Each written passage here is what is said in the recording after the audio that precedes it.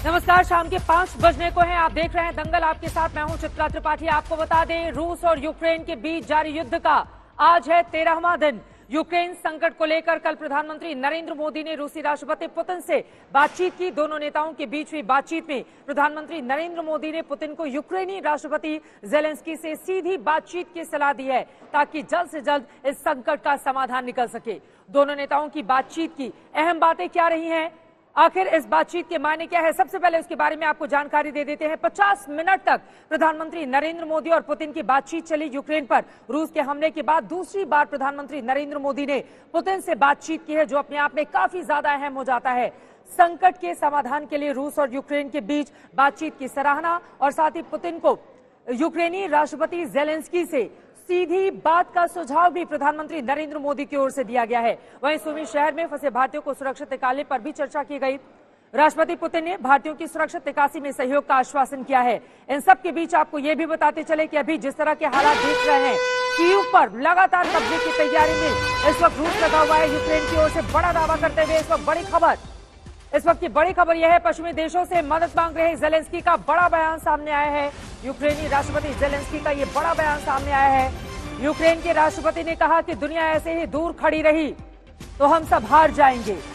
हम अपने अधिकारों की लड़ाई लड़ रहे हैं, दुनिया को हमें बचाना चाहिए। ये बड़ी बात जेलेंस्की यहां कहते हुए सुनाई दे रहे हैं। हमें बचाना है, दुनिया का दायित्व निभाना है। पश्चिमी देशों से मदद मांग रहे जेलेंस्की का ये बहुत बड़ा बयान सामने आया है। यूक्रेन के राष्ट्रपति ने कहा है कि दुनिया ऐसे ही दूर खड़ी रही तो हम सब हार जाएंगे। हम अपने अधिकारों की लड़ाई लड़ रहे हैं, दुनिया को हमें बचाना होगा। वहीं रूस ने चेतावनी दी है कि वो जर्मनी के लिए गैस पाइपलाइन बंद कर सकता है। आपको बता दें, रूस ने लगातार दूसरे दिन नागरिकों को निकालने के लिए सीज फायर जारी रखने की बात कही। कीव, खार्किव, सुमी, चर्निहाइव और मारिउपोल शहरों में युद्ध विराम जारी है। यूक्रेन ने रूस के मेजर जनरल विटाली गेरासिमोव को मार गिराने का दावा इन सब के बीच किया है।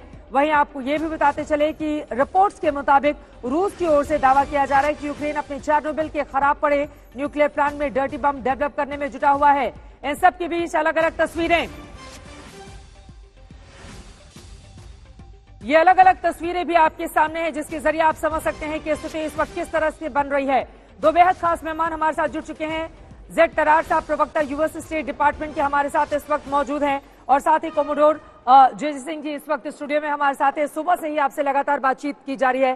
कोमोडोर, सबसे पहले आपसे शुरुआत करते हुए, ये जो अलग अलग तस्वीरें सामने आ रही हैं, चाहे वो इरपिन की हो, सुमी की हो, मिकोलेव की हो, जाटोमोर की हो या फिर खार्किव की हो, ये तस्वीरें बहुत ज्यादा परेशान करती हैं। ये तस्वीरें बताती हैं कि वर्तमान में यूक्रेन किस स्थिति में है। और यहाँ पर बहुत बड़ा बयान जेलेंस्की का सामने आया है। उन्होंने कहा है कि अगर दुनिया ऐसे ही दूर खड़ी रही तो हम सब हार जाएंगे। हम अपने अधिकारों की लड़ाई लड़ रहे हैं, दुनिया को हमें बचाना होगा। उनके इस बयान के मतलब, मायने, संकेत क्या समझे जाएं? देखिए, जिस तरीके से वो कह रहे हैं कि हम अपने अधिकारों के लिए लड़ रहे हैं, हम ह्यूमन राइट्स की बात मैं समझता हूं वो कर रहे हैं कि अगर रशिया उनके ऊपर हावी होकर उनको कब्जे में लेता है तो वो ये लड़ाई हार सकते हैं। और साथ में जिस तरीके से मैं देख रहा हूं कि हमारे देश के प्रधानमंत्री ने इस सलाह दी है कि दोनों बैठकर डायरेक्ट बात करें, बिल्कुल मैं समझता हूं कि इसके साथ हमारे देश का, हमारे प्राइम मिनिस्टर का कद जो है इंटरनेशनली बहुत बढ़ता है और हमारी भूमिका इस लड़ाई के अंदर बहुत बैलेंस बनाए रखा है। हिंदुस्तान ने दोनों के बीच बैलेंस बनाकर रखा है। मैं आपके पास लौटूंगी, जेड तरार में फौरन आपके पास आ रही हूं, लेकिन राजेश पवार इस वक्त कीव से मेरे सहयोगी सीधे लाइव जुड़ चुके हैं। उनका रुख करते हुए, राजेश, मौजूदा स्थिति क्या है और यूक्रेन के प्रेसिडेंट की ओर से यह बयान दिया जाना कि दुनिया में खतरे की स्थिति बनी हुई है। उन्होंने कहा है कि दुनिया अगर ऐसे ही दूर रही तो हम सब हार जाएंगे, हमें अपने अधिकारों की लड़ाई लड़नी होगी। यूक्रेन के राष्ट्रपति जब इस तरह का बयान देते हैं तो फिर इसके मतलब क्या समझे जाएं? राजेश, देखिए, मेरा मानना है कि जो प्रेसिडेंट जेलेंस्की का ये बयान है, ये एक बहुत हतोत्साहित आदमी का बयान है। वो काफी डिस्करेज हुए पड़े हैं, क्योंकि वो काफी लंबे अरसे से रिक्वेस्ट कर रहे हैं बाहर की दुनिया से मदद के लिए। पहले उन्होंने मदद मांगी कि बाहर के लोग आए और फॉरेन फाइटर्स आए और यूक्रेन के अंदर आके लड़े। फिर उन्होंने हथियारों की मदद मांगी, फाइनेंशियल एड मांगी। उसके बाद उन्होंने जो लास्ट रिक्वेस्ट नेटो से किया था वो था कि आप यहाँ नो फ्लाई जोन एनफोर्स करें यूक्रेन के आसमान में। लेकिन नाटो ने उसको सिरे से खारिज कर दिया और उन्हें क्लियर कर दिया कि वो किसी भी तरह के कॉन्फ्लिक्ट में डायरेक्ट भूमिका नहीं निभाएंगे। इसके बाद से जो मेरा मानना है, ज़ेलेंस्की काफी हतोत्साहित हैं और वो बार बार यूरोप को और पूरी दुनिया को ये बताने की कोशिश कर रहे हैं कि ये लड़ाई सिर्फ यूक्रेन की नहीं है, ये लड़ाई बाद में यूरोप तक जाएगी और ये पूरी दुनिया की लड़ाई है। वो इसको इस तरह से प्रेजेंट करने की कोशिश कर रहे हैं। राजेश, क्या ये माना जा सकता है कि जिस तरह की उम्मीद अमेरिका से, नाटो देशों से, यूरोपियन यूनियन से ज़ेलेंस्की की ओर से की जा रही थी, वो उम्मीदें पूरी नहीं हुई हैं? सैन्य मदद उपकरणों के रूप में तो जरूर उनको मिल रही है, लेकिन जिस तरह की मदद को उनको उम्मीद थी कि रूस के खिलाफ ये तमाम देश उनके साथ खुलकर खड़े रहेंगे, वो स्थिति इस वक्त दिखाई नहीं दे रही है। क्या इस वजह से आपने कहा ये हतोत्साहित बयान है यूक्रेन के प्रेसिडेंट का? जी बिल्कुल। देखिए, अभी जो यूक्रेन की एक बड़ी डिमांड थी कि उसको एयरक्राफ्ट दिए जाएं, खासकर जो सोवियत मेड के हैं। तो पीछे एक खबर भी आई थी कि पोलैंड जो है कुछ मिग 29 विमान यूक्रेन को देगा, लेकिन बाद में पोलैंड ने उसका खंडन कर दिया, तो उसको अब जहाज भी नहीं मिल रहे हैं। तो ये अपने आप में एक बहुत बड़ा उनके लिए सेटबैक है कि उन्होंने जो चीज डिमांड की, जो मेन इक्विपमेंट डिमांड किया था, मिलिट्री एयरक्राफ्ट, वो उनको नहीं मिल रहे हैं। तो मुझे लगता है कहीं ना कहीं यूक्रेन को ये लग रहा है या प्रेसिडेंट ज़ेलेंस्की को ये लग रहा है कि उनके अलाइज उनको अकेला छोड़ दिया है रूस से लड़ने के लिए, और जितने सपोर्ट की उनको उम्मीद थी उनसे, वो उन्हें नहीं मिला है और कहीं ना कहीं वो अकेला फील कर रहे हैं इस वक्त। और यही कारण है, मैं देखता हूं कि इसी तरह का प्रेशर जो है आगे चलकर उनको बातचीत के लिए भी बाध्य करेगा और इसी के बाद कुछ मध्य रास्ता निकलेगा। कॉमरेड जीजी सिंह जी भी हैं, वो भी आपसे सवाल पूछना चाहते हैं, लेकिन उसके पहले जल्दी से राजेश, क्या कीव पर कब्जे की तैयारी है और कहा जा रहा है कमांडो ऑपरेशन को अंजाम दे सकता है रूस? इस तरह की खबरें यूक्रेन की ओर से कही जा रही हैं, तो अभी कीव को लेकर क्या स्थिति जहां पर आपकी मौजूदगी है? देखिए, कीव का मैं आपको आज का नजारा बता दूं, यहाँ स्थिति बिल्कुल सामान्य है। पिछले 3 दिन से कोई बमबारी नहीं हुई है, किसी तरह का एयर अटैक नहीं हुआ है, कोई मिसाइल अटैक नहीं हुआ है, कहीं फायरिंग नहीं हुई है। इसके अलावा सुपरमार्केट में, फार्मेसीज में। एक बड़ी खबर के साथ मैं फौरन लौटूंगी। पुतिन पर यूरोपियन आयोग का बड़ा बयान सामने आया है। पुतिन को लेकर यह बयान है, यूक्रेन में ही पुतिन को रोकना जरूरी है। इस बयान के बहुत बड़े मायने हैं। यूक्रेन में ही पुतिन को रोकना होगा। अगर यूरोपियन आयोग की ओर से इतना बड़ा बयान सामने दिया जाता है, इसका मतलब अगर नहीं रोका गया तो फिर अगला शिकार लिथुआनिया को बताया जा रहा है। लातविया और एस्टोनिया हो सकता है शिकार, यानी कि अलग अलग हिस्सों को लेकर यह बहुत बड़ा बयान।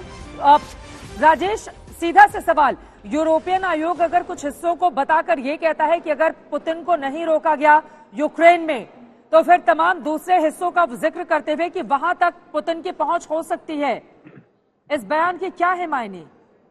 देखिए चित्रा, जो यूरोपियन यूनियन का बयान है अपने आप में एक खास मायने नहीं रखता है। बयान अगर किसी पर्टिकुलर कंट्री से आता है इस तरह का, यूरोप के सबसे 3 मुल्क हैं जो पूरे नेटो के दरोमदार उनके ऊपर है, ब्रिटेन, फ्रांस और जर्मनी। इन तीनों देशों से अगर कोई इंडिपेंडेंट कोई बयान इस तरह का आता है तो मैं उसको ज्यादा अहमियत दूंगा, ना कि यूरोपियन यूनियन सेक्रेटेरिएट से आए किसी बयान को। दूसरा, यूक्रेन पे हमला करना एक बात थी, और जो 3 बाल्टिक स्टेट्स का आपने नाम लिया है, एस्टोनिया, लाटविया और लिथुआनिया, उन पे हमला करना बिल्कुल फर्क है। बिकॉज वो जो हैं, वो 3 स्टेट्स नेटो के मेंबर हैं, नॉर्थ अटलांटिक ट्रीटी ऑर्गेनाइजेशन के मेंबर हैं। उन पे हमला करने का मतलब है, जो ट्रीटी की टर्म्स हैं, कि आपने हर देश पे हमला कर दिया है, अमेरिका पे हमला कर दिया है, और उसमें जो नेटो का रिस्पॉन्स होगा वो बड़ा भारी भरकम रिस्पॉन्स होगा, मिलिट्री रिस्पॉन्स होगा। तो यूक्रेन पे हमला करना और उन 3 बाल्टिक स्टेट पे हमला करना बिल्कुल अलग चीज है। रूस इस चीज को समझता है और पूरी दुनिया इस चीज को समझती है। चित्रा, ठीक है, आप बने रहिए राजेश। बाकी मेहमान भी हमारे साथ जुड़े हुए हैं और वो आपसे सवाल भी पूछना चाहते हैं, लेकिन उसके पहले श्वेता सिंह भी हमारे साथ जुड़ चुकी हैं। इस वक्त किस तरह के हालात है कीव में, इसकी जानकारी दे रही हैं श्वेता। देखिए, आवाजें आप लगातार यहां पर सुन रहे हैं। आज एक बार फिर यहां हेवी शेलिंग चल रही है। रुक रुक कर जो आवाजें आपको आ रही हैं, निशाना बूचा कोई सुना आपने, फिर ये एक के बाद एक जो आवाजें आप सुन रहे हैं, ये गोले जो गिर रहे हैं, आर्टिलरी के गोले जो गिर रहे हैं यहां इरपिन शहर पर, लगातार इस शहर को झेलना पड़ रहा है इस तरह की गोलीबारी को। कैमरा पर्सन देखिए, ये जवाबी कार्रवाई का गोला था जो नजदीक से आप सुन पा रहे हैं, और एक के बाद एक 2-3 सक्सेशन में सुनते हैं। ये जवाबी गोलाबारी की आवाज थी, और इसके साथ ही जब एक गोले की आवाज आप सुन रहे हैं वो इस शहर पर गिरते हुए गोले हैं, इस शहर को ध्वस्त करने की कोशिश है। और इसके साथ ही देखिए अभी भी ये कुछ देर के लिए थमी थी आवाजें, लेकिन एक बार फिर इस तरह से जो शेलिंग है वो इस इलाके में शुरू हो गई है।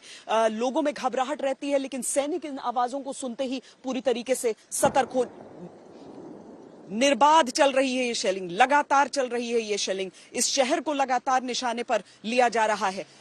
बहुत भारी देखिए ये पूरा जो बैरिकेड्स वाला एरिया आप देख रहे हैं वो अंतिम छोर हो जाता है इसका, और शहर में चूंकि पूरे इलाके को खाली कराया जा रहा है, इसलिए हम थोड़ा सा भी आगे यहां पर नहीं बढ़ सकते हैं ये देखने के लिए।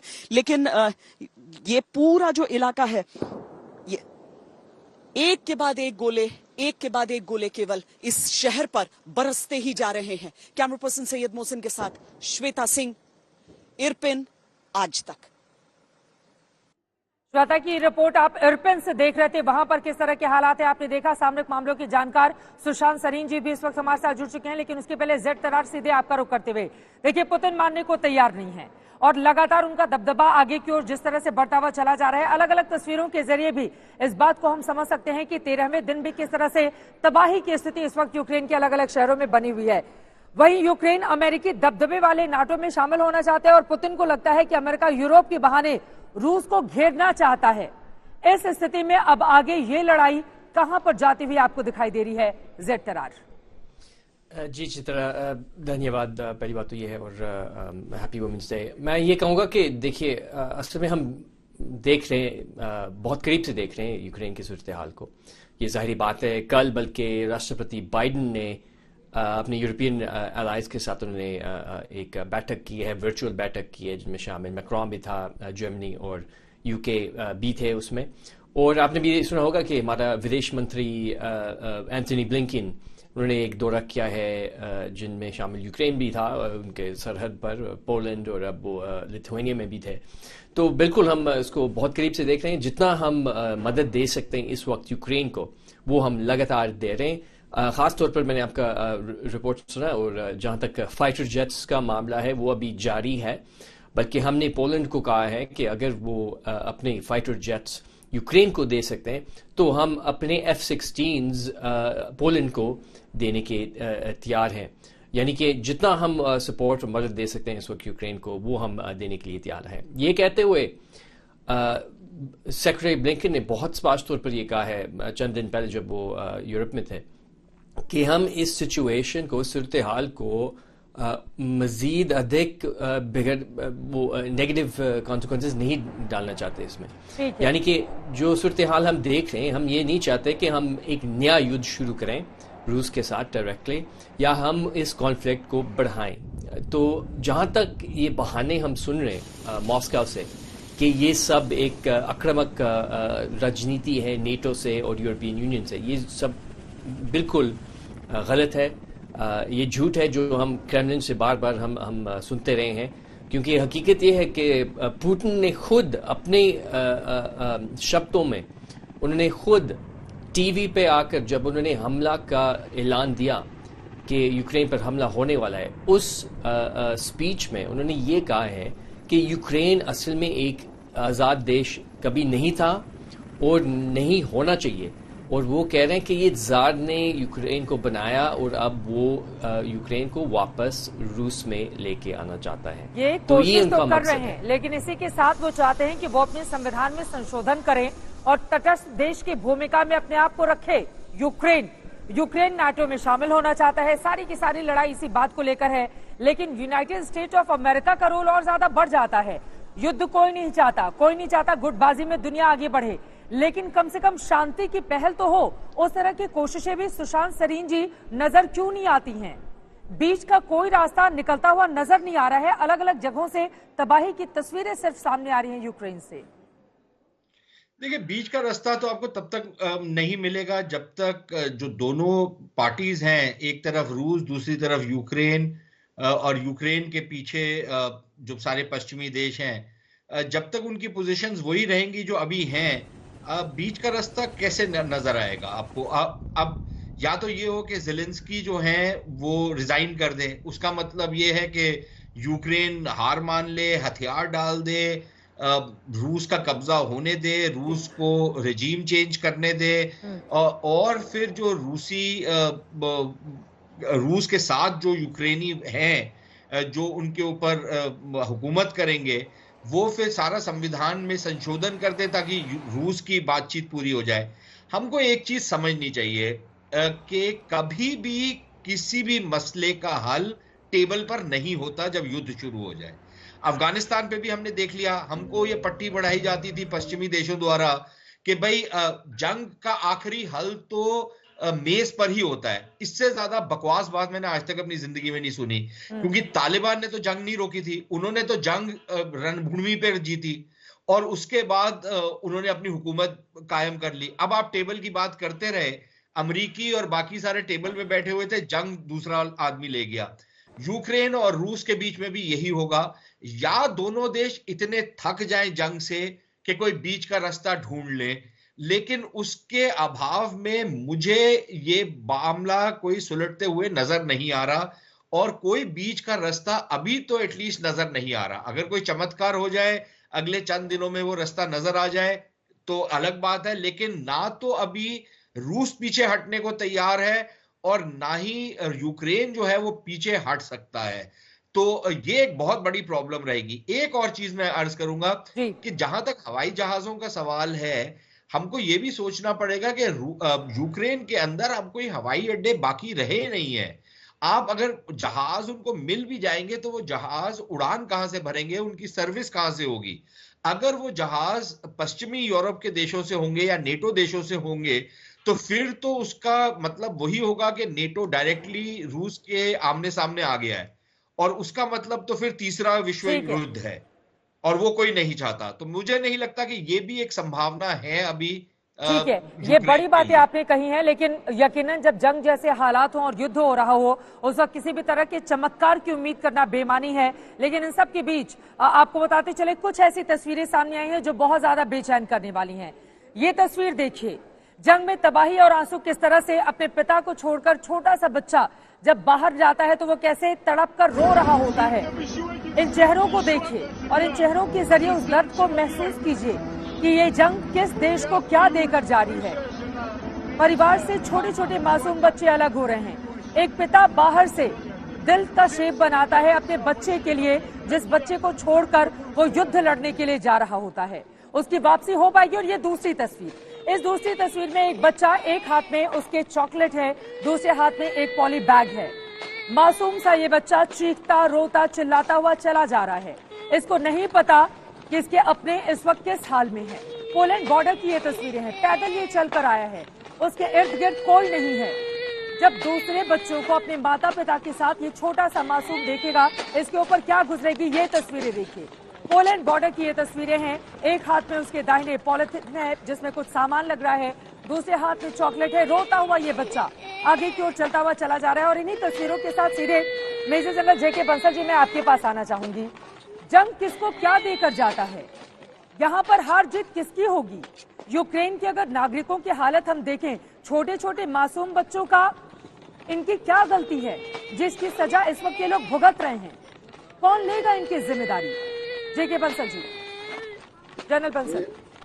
हार सभी की है, मानवता की हार है और इसमें जो अभी युद्ध बंद होना चाहिए, इसी वजह से जो पुतिन साहब से बात कर रहे हैं मैक्रोन और ये जर्मनी के चांसलर, उन्होंने जो है चाइना के थ्रू ये बात की है, तो इसमें युद्ध होना बंद होना बहुत जरूरी है। किसी को कुछ नहीं मिलना।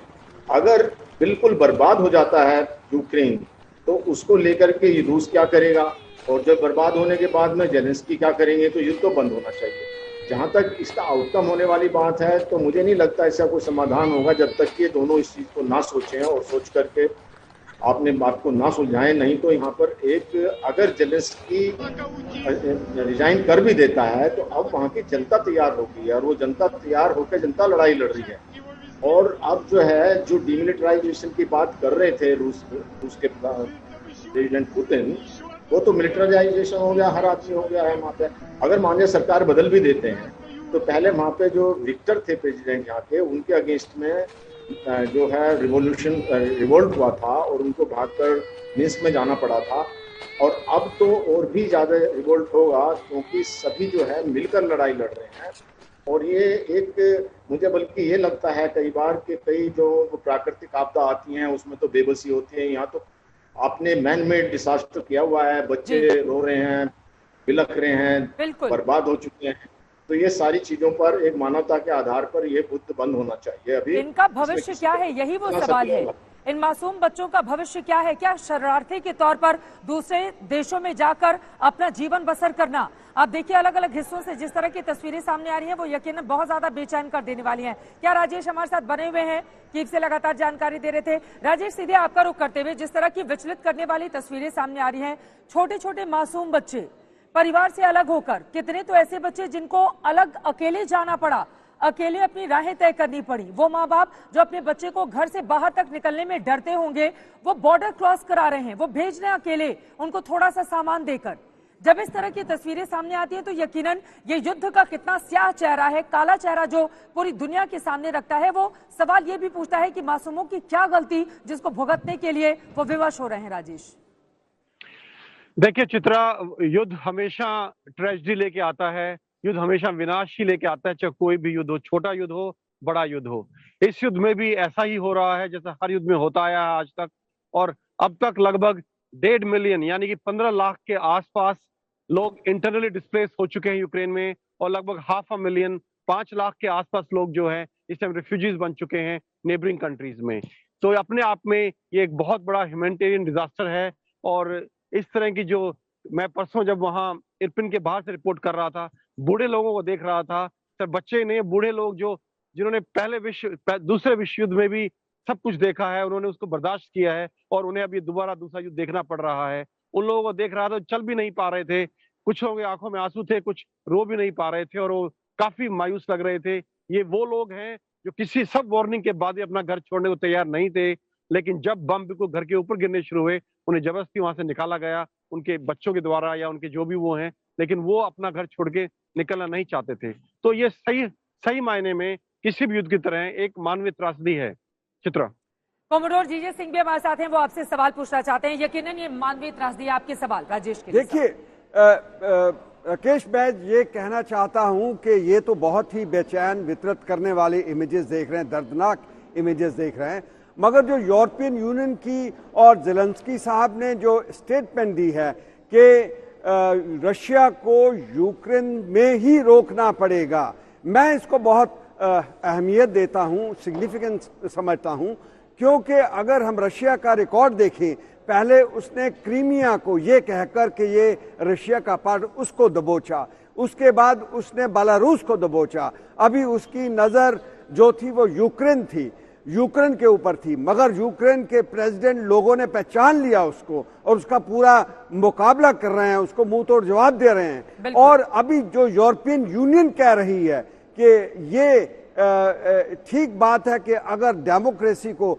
अगर आप सॉवरेनिटी को रोकना, जब बहाल रखना चाहते हैं तो इसको रोकना पड़ेगा, क्योंकि ये जो रशिया इसका लॉजिक और फॉर्मूला लगा रहा है, और ये कह रहा है कि ये जो यूक्रेन था ये किसी जमाने में आके 2000 साल इस सवाल का जवाब मैं लूंगी। रूस से जंग में यूक्रेन के गृह मंत्री का बड़ा दावा यहाँ पर सामने आया है। अलग अलग दोनों ही देशों की ओर से दावे किए जा रहे हैं। जंग में मारे गए सैनिकों को रूस नहीं ले रहा है। यूक्रेन की ओर से यह दावा किया जा रहा है रूसी सेना का मृत सैनिकों को लेने से इनकार। ये बड़ा बयान सामने आया है। आपको बताते चले कि रूसी सेना के जो मृत सैनिक हैं, रूसी सेना उसको एक्सेप्ट नहीं कर रही है। यूक्रेन के गृह मंत्री का ये बड़ा बयान सामने आया है। दोनों ओर से लगातार दावे किए जा रहे हैं। दावे तो यहां तक जा चुके हैं कि 12,000 से ज्यादा सैनिकों को यूक्रेन ने मार गिराया है। रूसी सैनिकों को लेकर यह बड़ा दावा किया जा रहा है। सीधे राजेश आपका रुख करते हुए, दावे तो हर तरफ से किए जा रहे हैं, इस दावे में कितनी सच्चाई है इसके लिए तो देखना होगा। लेकिन यूक्रेन की ओर से कहा जा रहा है कि दरअसल जो मृत सैनिक हैं रशिया के, उनको वो स्वीकारने को तैयार नहीं है। किस तरह से समझा जाए इसको? देखिए, इसको हमें थोड़ा सा कॉशन के साथ देखना पड़ेगा, क्योंकि इस तरह की चीज पे मैं नहीं मानता कि कोई भी प्रोफेशनल मॉडर्न आर्मी ऐसा करती है। आर्मी में कहा जाता है you never leave your dead behind, तो कभी भी हम जो शहीद हो गए हैं सैनिक या जो हताहत हो गए हैं, हम कभी भी उन्हें पीछे छोड़ के नहीं आते हैं। और ये इथोस सिर्फ इंडियन आर्मी के नहीं है, हर मॉडर्न आर्मी के हैं, और मैं मानता हूँ ये रशियन आर्मी के भी हैं। देखिए, ये लोग जो मृत जिनको वो एक्सेप्ट नहीं कर रहे हैं, हो सकता है ये मिलिशिया के पार्ट हो, क्योंकि कई बार डिफ्रेंशिएट करना, क्योंकि वो भी वही कॉम्बैट ड्रेस पहन के रखते हैं जैसे सैनिक रखते हैं, तो डिफ्रेंशिएट करना कौन सैनिक है, कौन मिलिशिया है, या कौन सिविलियन है जो सिर्फ एक एजेंट के तौर पे काम कर रहा था, कहना बहुत मुश्किल है। दूसरा ये कहना भी मुश्किल है कि हो सकता है ये लोग यूक्रेन के ही नागरिक हों, क्योंकि बहुत से लोग जो यूक्रेन में रूस से सिंपैथी रखते हैं और इस वक्त उनके लिए मिलिशिया के तौर पे या एजेंट के तौर पे काम कर रहे हैं। तो इनमें से कुछ भी संभावना हो सकती है, लेकिन मैं ये नहीं मानता कि रूस जो फौज है, जो आर्मी है, वो अपने रेगुलर सिपाही जो मरे हैं उनको वापस देने से मना कर देगी, ऐसा मैं नहीं मानता। और ये जो 12,000 सैनिकों को मार गिराने का दावा किया गया है यूक्रेन की ओर से कि रूस के 12,000 सैनिकों को हमने मार दिया है। देखिए, जो ये 12,000 सैनिकों की बात है, थोड़ा मुझे एग्जेजरेटेड लग रहा है। अगर यूक्रेन इतना सफल हो रहा है रूसी सैनिकों को मारने में, इक्विपमेंट को डिस्ट्रॉय करने में, एयरक्राफ्ट को, हेलीकॉप्टर को डिस्ट्रॉय करने में इतना सक्षम है और इतना सफल हो रहा है, तो उसकी जो ये एक तरह की डेस्परेशन है, जो एक तरह का उसका ये एक स्वभाव जो दिखा रहा है, वो सबको बोल रहा है आप भेजिए, फॉरेन फाइटर्स भी आइए, हमें और इक्विपमेंट दीजिए, हमें दीजिए। मुझे नहीं लगता कि ये जो दावा है ये सच है। इसको हमें थोड़ा सा कॉशन के साथ देखना पड़ेगा। सैनिक जरूर मारे हैं उन्होंने रशियन, पर इतनी बड़ी तादाद में इसको थोड़ा सा मैं मानता हूं कि ये दावा एग्जेजरेटेड हो सकता है। ठीक है, कॉमोडोर जी सिंह आपसे सवाल पूछना चाहते हैं, छोटा सा सवाल सफर। राजेश, मैं यही पूछना चाहता हूं आपसे, आपकी मिलिट्री बैकग्राउंड है, जब कोई फोर्स ऑफेंसिव पे होती है तो डिफेंसिव की वजह उसकी ज्यादा जो कैजुअल्टीज होती हैं, क्योंकि उसको ओपन में आना पड़ता है, 2/3 1/3 की बात कही जाती है, जबकि यूक्रेन बिल्कुल एक शील्डेड और सिक्योर्ड पोजीशन से फायर कर रहा है, और ऑफेंसिव जो है वो असॉल्ट में अपने सोल्जर हमेशा ज्यादा मानता है। ये एक मिलिट्री का सिद्धांत है। इसको देखते हुए आप नहीं समझते कि उनकी कैजुअल्टीज कहीं ज्यादा हुई है रशियंस की, क्योंकि ये तो बड़ी सिक्योर्ड पोजीशन में है।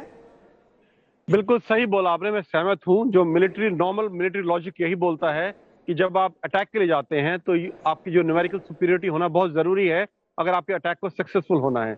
डिपेंड करता है कैसी टेरेन है। प्लेन्स में 1:3 होना चाहिए, माउंटेन्स में 1:8, 1:10 भी हो सकता है। तो ये नॉर्मल जो है, मैं मानता हूँ नॉर्मल मिलिट्री लॉजिक है। लेकिन यहाँ आप देखिए, यहाँ थोड़ा सा अलग है माहौल। अगर आप नजर डालें पूरे यूक्रेन की मैं लौटूंगी आपके पास। एक बड़ी खबर, अमेरिका यूरोप पर जेलेंस्की ने जताई है नाराजगी। जेलेंस्की की ओर से नाराजगी सामने आई है। 13 दिन में पश्चिम ने नहीं उठाया है कोई भी ठोस कदम। यूक्रेन के राष्ट्रपति की ओर से कहा जा रहा है हमारे शहरों को हमले से नहीं बचा सका है पश्चिम। ये बड़ी बात कह रहे हैं, बमों मिसाइलों से पश्चिम बचा सकता है हमें, लेकिन कोई भी कदम बीते 13 दिनों से पश्चिम उठाता हुआ दिखाई नहीं दे रहा है। अमेरिका और यूरोप पर बड़ी नाराजगी यहां पर जताते हुए जेलेंस्की नजर आ रहे हैं। यूक्रेन के राष्ट्रपति की ओर से यह भी बार बार कहा जा रहा है कि दुनिया ऐसे ही अगर दूर खड़ी रही तो फिर आगे आने वाला वक्त सभी के लिए काफी ज्यादा खतरनाक होगा। जेलेंस्की के इस बयान को कैसे देखा जाए? अब अमेरिका और यूरोप पर बरसते हुए अगर एक यूक्रेन के राष्ट्रपति जो इस युद्ध को लंबा खींचने का और ये कह रहे थे कि ना भूलेंगे ना माफ करेंगे, युद्ध में आगे बढ़कर जीतने की बात कर रहे थे, अगर उनकी ओर से अपनी जो खींच है या फिर गुस्सा कह लिया जाए पश्चिमी देशों पर उतारा जा रहा है, तो इसका संकेत क्या समझा जाए, कैसे समझा जाए? राजेश देखिए चित्रा जी, मैंने आपको पहले भी बोला है कि जो प्रेसिडेंट जेलेंस्की हैं वो काफी हताश लग रहे हैं, हतोत्साहित हैं इस वक्त, क्योंकि उन्हें लगता है कि जितनी उन्हें उम्मीद थी वेस्ट से या अमेरिका से, उतना उनको सपोर्ट नहीं मिला। चाहे वो एयरक्राफ्ट के सप्लाई के ऊपर हो, जो उन्होंने पोलैंड ने मना कर दिया कि हम नहीं देंगे। इस वक्त बातचीत जारी है, जैसे आपके एक मेहमान ने बोला, मानता हूं, लेकिन अभी तक उन्हें नहीं मिले हैं और ना मिलने की मुझे उम्मीद लग रही है। दूसरा, उनकी सबसे बड़ी जो रिक्वेस्ट थी नेटो से वो थी कि आप, जो उन्होंने अभी भी बोला, आप बोले कि बम गोले गिरने से नहीं रोक रहे हैं, वो अभी भी यही कहना चाहते हैं किसी तरह से नेटो देश मान जाएं नो फ्लाई जोन एनफोर्स करने के लिए यूक्रेन के ऊपर। और क्योंकि इसका अर्थ होगा कि एक तरह से डायरेक्टली वो रशिया के साथ आमने सामने हो गए हैं, और नेटो और अमेरिका हर हालत में उस सिचुएशन को अवॉइड करेगा। बिकॉज अगर ऐसा होता है तो फिर ये वॉर एस्केलेट कर जाएगी, फिर ये एक विश्व युद्ध बन जाएगा, और इसको फिर परमाणु युद्ध बनने से भी शायद कोई नहीं रोक पाएगा, और ये पूरे विश्व के लिए बहुत विनाशक साबित होगी। और यही कारण है कि नेटो बहुत हिचकिचा रहा है यूक्रेन की इस बहुत ही इंपॉर्टेंट डिमांड को मानने के लिए। चित्रा। अब ऐसी स्थिति में यूक्रेन के पास फिर ऑप्शन क्या बचते हैं? अगर मदद के लिए जिन देशों से वो उम्मीद कर रहे थे वो देश उनको उम्मीद नहीं कर रहे हैं। सबसे पहले जेड-13 आप ही के पास आते हुए, अमेरिका पर भी ज़ेलेंस्की बरस रहे हैं। उनका ये कहना है कि हमें उम्मीद थी, 13 दिन से कोई भी मदद नहीं मिली है, मदद मांग रहे हैं आपसे, आप मदद को तैयार क्यों नहीं? ये मेरे ख्याल में हम नहीं कह सकते कि हम मदद नहीं दे रहे। जहां तक एक लोकतांत्रिक देश का राष्ट्रपति अपनी ज्यादती राय को वो बहुत स्पष्ट तौर पर पूरी विश्व के सामने कह रहे हैं, वो मेरे ख्याल में उनका हक है। हमने जो करना है वो यही है कि जैसे आपके कॉलीग्स ने भी अभी जिक्र किया है कि जितना हम कर सकते हैं वो हम करने के लिए तैयार हैं। और जहां तक नीटो का नो फ्लाई जोन है या कोई अमरीकी सैनिक फोर्सेस या नेटो सैनिक फोर्सेस यूक्रेन में जाने का जो बंदोबस्त है वो नहीं हो सकता। ना मेरे ख्याल में किसी भी देश के इंटरेस्ट में है कि हम इस विश्व को यानी इस युद्ध को हम आगे बढ़ाएं और इसको एक्सपैंड और इसको एक्सेलरेट करें। लेकिन इसीलिए हमने एक बहुत ही सख्त प्रतिबंध रिजीम को कायम किया है रूस के खिलाफ। हम चाहते हैं कि रूस बिल्कुल अकेला रह जाए और बिल्कुल अंतर्राष्ट्रीय कम्युनिटी से हम उनको निकाल लें, क्योंकि ये सिर्फ रूस और यूरोप के बारे में हम बात नहीं कर रहे, क्योंकि असल में ये अब वैश्विक चुनौती बन चुकी है। क्योंकि अगर हमने कहा कि 21वीं सदी में एक डिक्टेटरशिप अपनी पड़ोसी देश पर, जो कि एक लोकतांत्रिक देश है, उस पर अगर हमने कहा कि आप हमला कर सकते हैं और उस पर आप कब्जा कर सकते हैं उस देश पर बिना किसी कॉन्सिक्वेंसेस के, तो मेरे ख्याल है कि पूरी जो हमारी इंटरनेशनल सिस्टम है वो तबाह हो सकती है। इससे आप फिर लॉजिकली आप ये भी कह सकते हैं कि कल आपकी बात सही है, लेकिन यूक्रेन को अमेरिका की ओर से जो भरोसा दिया गया था तभी तो वो इतने बरस रहे हैं। उनका ये कहना है कि अमेरिका यूरोप से जिस तरह की उम्मीदें थी उन उम्मीदों को पूरा नहीं किया जा रहा है। सुशांत सरीन जी, अब मैं सीधे आपके पास आते हुए, अगर प्रेसिडेंट ज़ेलेंस्की की ओर से इस तरह के बयान सामने आ रहे हैं तो क्या ये माना जाए कि यूक्रेन अब टूट रहा है, या अब जिस तरह की उम्मीदें वो कर रहा था कि रूस के साथ इस लड़ाई को और आगे तक वो लेकर जाएगा, अग्रेसिव तरीके से वो लड़ेगा और कोई भी नतीजा इसका हो सकता है, क्या उसमें अब वो बैकफुट पर पीछे जाता हुआ दिखाई दे रहा है? ज़ेलेंस्की के इस बयान के क्या मायने निकाली जाए? देखिए, एक तो मेरे ख्याल एक वजाहत करनी बड़ी जरूरत है कि अमेरिका ने या पश्चिमी यूरोप ने या नेटो ने यूक्रेन को कोई ऐसा आश्वासन नहीं दिया था कि जंग अगर हुई तो वो अपना हिस्सा पूरा डालेंगे यूक्रेन के साथ। कहीं ना कहीं उनको जरूर एक प्रोत्साहन जरूर दिया था कि आप डटे रहिए, लेकिन ये कहीं उनको आश्वासन नहीं दिया था कि अगर जंग हुई तो हम आपके साथ खड़े होंगे वहां पर। तो मेरे ख्याल अगर ज़ेलेंस्की ये एक्सपेक्ट कर रहे थे तो उनकी खामख्याली थी और अपने आप को बेवकूफ बना रहे थे, पहली बात। दूसरी चीज ये कि ये बात तो ठीक है, और मेरे ख्याल राजेश की भी बात ठीक है, आपके जो संवाददाता हैं, कि उनके ऊपर दबाव बढ़ते जा रहा है, क्योंकि पिछले 2-3 दिनों से जो एक तरीके की स्थिति बनी हुई है कीव के आसपास, उससे यह महसूस हो रहा है कि रूस अपनी सारी सेना का जमावड़ा ला रहा है ताकि एक फाइनल ऑफेंसिव करे शहर के ऊपर, और उसको शायद झेलना यूक्रेन के लिए काफी मुश्किल हो जाएगा, एक बात। दूसरी बात यह कि जब वो आक्रमण होगा तो कीव में बहुत ज्यादा नुकसान होगा, और उससे बचने के एक तो ये है कि वो दबाव है। दूसरी चीज ये कि ज़ेलेंस्की कहीं ना कहीं अमेरिका और पश्चिमी देशों के ऊपर भी एक दबाव बनाने की कोशिश कर रहे हैं। वो कारगर तो नहीं होगा, क्योंकि जैसे आपके दूसरे गेस्ट भी बोल रहे हैं कि अगर नेटो या अमेरिका या कोई भी और देश इस युद्ध में अपने सैनिक डालता है या रूस के आमने सामने आता है, तो फिर तो आप तीसरा विश्व युद्ध देख रहे हैं, और वो कोई नहीं चाहेगा। तो बिना युद्ध में डायरेक्टली पार्ट लेते हुए यूक्रेन की जितनी मदद हो पाएगी वो तो पश्चिमी देश करेंगे।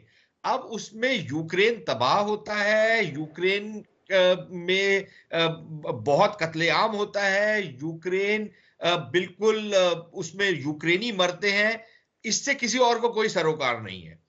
वो अपना हिस्सा उतना तक ही डालेंगे जहां तक ये युद्ध यूक्रेन से बाहर ना फैले, और ये अगर यूक्रेनी नहीं समझते तो उनको समझ लेना चाहिए। और इसको समझते हुए अगर कोई वो ऐसा समझौता सोच सकते हैं जिससे उनकी प्रभुसत्ता भी बरकरार रहे और ये जंग भी खत्म हो जाए, तो सबसे अच्छा तरीका वही होगा, लेकिन वो होते हुए नजर नहीं आ रहा। बिल्कुल। और यहां पर हम मैप दिखा रहे हैं, यूक्रेन में देखिए 17 लाख लोगों का अब तक पलायन हो चुका है। अलग अलग जगहों पर लोग जा रहे हैं और माना जा रहा है ये संख्या और ज्यादा बढ़ सकती है आगे आने वाले वक्त में। आप देखिए यूक्रेन से किस तरह से पोलैंड लोग गए हैं, स्लोवाकिया, हंगरी, रोमानिया, इन तमाम देशों में अलग अलग हिस्सों में लोगों का पलायन लगातार जारी है। अलग अलग हिस्सों को खाली कराने की कोशिशें भी की जा रही है और माना जा रहा है कि ये जो अभी के लिए 4 शहरों में जो युद्ध विराम का ऐलान किया गया है रूस की ओर से, इसके बाद जब वापसी होगी वहां पर तो फिर हालात और ज्यादा खराब हो सकते हैं। इसी सवाल के साथ जेके बंसल जी, मैं सीधे आपके पास आना चाहूंगी। जनरल बंसल, देखिए अभी की जो स्थिति है 13वें दिन, अगर मैं आपसे समझना चाहूं कि इसमें यूक्रेन की पोजीशन आपको कहां नजर आती है और रशिया कहां पर आपको दिखाई दे रहा है, और जिस एम के साथ रूस आया था, क्या आगे आने वाले वक्त में या जिस तरह का बयान प्रेसिडेंट जेलेंस्की की ओर से दिया जा रहा है उसमें उसको कामयाबी मिलती हुई दिखाई दे रही है? जेलेंस्की साहब के जो बयान हैं वो शुरू से ही बड़े मिक्स्ड रहे हैं। जब युद्ध होने से पहले भी उन्होंने ये अमेरिका ने क्लियर कर दिया था कि हम आपके साथ लड़ाई नहीं लड़ेंगे, सैंक्शन लगाएंगे। जेलेंस्की साहब ने कहा कि सैंक्शन आप युद्ध होने से पहले ही लगा दीजिए, अगर आप बाद में लगाएंगे लड़ाई लग जाएगी, हमारी बाउंड्री खत्म हो जाएंगी, हम बर्बाद हो जाएंगे, तो उसके बाद कोई फायदा नहीं है। और इसके बाद में जो प्रेसिडेंट जेलेंस्की हैं वो कभी तो अच्छी बात करते हैं अमेरिका और नाटो के लिए, और कभी जो है उनको कुछ कहते हैं, तो वो कोई उनकी एक स्थिरता नहीं है जी। और जहाँ तक इस चीज का सवाल है कि मेरी आवाज सुनाई दे रही है? बिल्कुल आपकी आवाज आ रही है, अपनी बात पूरी करें।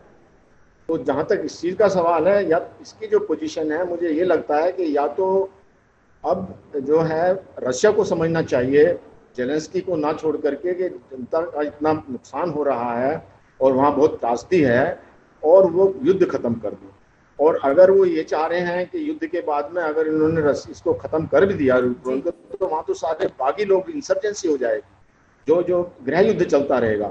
तो इसलिए अभी जो प्रेसिडेंट जेलेंस्की है उनसे कुछ ज्यादा उम्मीद नहीं की जा सकती। वो जो उन्होंने कोई सोच समझ के ना पहले कदम उठाया और ना ही वो अभी भावनाओं में बह के चल रहे हैं, लेकिन कोई उनका ऐसा नहीं है कि वो उस देश को जितनी बातें वो कहते हैं हम लड़ाई लड़ेंगे, हम जीतेंगे, तो वो कैसे हो सकता है? वो तो यही हो सकता है कि बर्बादी हो सकती है, पूरे बाहर चले जाएंगे सारे लोग जो यूक्रेन के हैं, वहाँ खंडर बच जाएंगे। उसमें आजकल रशिया भी डेस्परेशन में है, वो जो दनादन अंधाधुंध बॉम्बिंग करते जा रहे हैं, उनके जो चर्च हैं, उनके हिस्टोरिकल प्लेसेस हैं और स्कूल हैं, सब पे बॉम्बिंग हो रही है। बिल्कुल, क्योंकि कोई जो स्पेसिफिक वो एक तरफ नहीं चल रहे हैं अभी, तो कोई किसी भी तरफ उनका जो काफिला है वहां से वो बढ़ नहीं रहा आगे। ठीक है, तो दोनों को बहुत ठीक है सर, समझ गए मैं आपकी बात। आपने जो बातें कही उसी को आगे बढ़ाते हुए कोमोडोर जीजे सिंह, क्या आपको लग रहा है कि अलग थलग पड़ते हुए यहाँ पर जेलेंस्की अब नजर आ रहे हैं और उनको मदद अगर नहीं मिल रही है तो वो दूसरे देशों को लेकर इस तरह के बयान दे रहे हैं? सबके बीच बड़ी खबर, रूस को आर्थिक चोट देने के लिए यूक्रेन की एक और अपील सामने आई है। ग्लोबल उद्योगपतियों से कारोबार रूस के साथ रोकने की अपील की गई है। रूस में बड़ी कंपनियां बंद करें अपने कारोबार, यूक्रेन की ओर से ये अपील की जा रही है। यूक्रेन के विदेश मंत्री कुलेबा की ओर से राजेश ये अपील की गई है ग्लोबल लेवल पर मात देने के लिए, रूस को अलग थलग करने के लिए। आपको लग रहा है कि दूसरे जो कंपनीज हैं या ग्लोबल जो बड़े बड़े कंपनियां हैं वो इस चीज को मानेंगी, स्वीकार करेंगी रूस के साथ? देखिए, ऐसा उन्होंने किया भी है। अगर आप ध्यान दें, मास्टर कार्ड और वीजा ने जो अपने ऑपरेशंस बंद किए हैं रूस में, वो सैंक्शंस का हिस्सा नहीं थे, लेकिन उन्होंने अपने आप अपनी तरफ से कार्रवाई की है। उसी प्रकार से एप्पल ने जो रशिया टुडे और बाकी रशियन मीडिया आउटलेट्स के को अपने प्ले स्टोर से हटाया है, वो भी सैंक्शंस का हिस्सा नहीं थे, लेकिन एप्पल ने खुद कदम उठाया है। तो कुछ बड़ी कंपनीज हैं, अमेरिकन कंपनीज हैं, यूरोपियन कंपनीज हैं, वो खुद इस दिशा में पहले ही कदम उठा चुकी हैं। और मुझे लगता है आने वाले वक्त में और कंपनियां जिनके इंटरेस्ट वहां पे बहुत ज्यादा इंट्रेंच नहीं है, वो आने वाले समय में ऐसे धीरे धीरे कदम उठाएंगी। चित्रा, ठीक है, कोमोडोर मैं आपके पास फौरन आऊंगी, लेकिन राजेश एक और छोटे से सवाल का जवाब मैं आपसे चाहूंगी। 13वें दिन स्थिति क्या है और आगे क्या कुछ नजर आ रहा है यहाँ से बढ़ता हुआ? देखिए चित्रा, मैं पहले इस सवाल का जवाब देने की कोशिश कर रहा था, बीच में आपका ब्रेकिंग न्यूज आ गया था। जी जी, देखिए यहाँ अभी कीव में थोड़ा आपको हास्यास्पद लगेगा कि बाहर सेना खड़ी है, अटैक चल रहे हैं, लेकिन कीव में बिल्कुल शांति है। आज चौथा दिन हो गया है, 3 रात और चौथा दिन हो गया है, कोई बमबारी नहीं हुई है। यहाँ सुपरमार्केट में सिचुएशन इंप्रूव हो गई है, खाने का सामान आ रहा है, फार्मेसीज के बाहर लाइनें खत्म हो गई हैं। यहाँ तक कि जो मेट्रो जो लड़ाई के पहले दिन बंद हो गई थी, अब वो भी चलनी शुरू हो गई है। ट्रामवेज चलने शुरू हो गए हैं, ऑटो बस चलनी शुरू हो गई हैं, जो बंद हो चुकी थी बिल्कुल, वो आज सुबह से शुरू हो गया है। तो यहाँ कुछ ना कुछ चीजें सामान्य होती लग रही हैं। लेकिन इसके बाहर देखें आप आउटस्कर्ट्स पे, तो जो इरपिन है वहां भी घमासान जारी है लगातार। आज चौथा दिन हो गया है, बहुत भयंकर लड़ाई जारी है। ईस्ट में और साउथ में आप ह्यूमैनिटेरियन कॉरिडोर्स की बात को सीज फायर ना माने पूरी तरह से, ईस्ट में और साउथ में अभी भी लड़ाई जारी है। वहां लगातार रूसी सेना आगे बढ़ रही है निप्रो नदी की तरफ और निप्रो टाउन की तरफ। तो जो ओवरऑल सिचुएशन है वो, इसीलिए मैं आपके जो मिलिट्री एनालिस्ट है उनके बारे में बात कर रहा था कि सिचुएशन को अजीब सी लगती है कि रशियन फोर्स लगातार टेरिटरी गेन कर रही है, लेकिन टाउन्स के अंदर नहीं घुस रही है या उन पे कब्जा करने का बहुत भरसक प्रयास नहीं कर रही है, एक्सेप्ट इन केस ऑफ खरसोन, क्योंकि खरसोन से उन्हें क्रीमिया के लिए पानी चाहिए था। उसके अलावा उन्होंने कहीं भी जो बहुत आसानी से कैप्चर कर सकते थे, जैसे मरियापोल है, बहुत पहले कैप्चर कर सकते थे, लेकिन नहीं किया।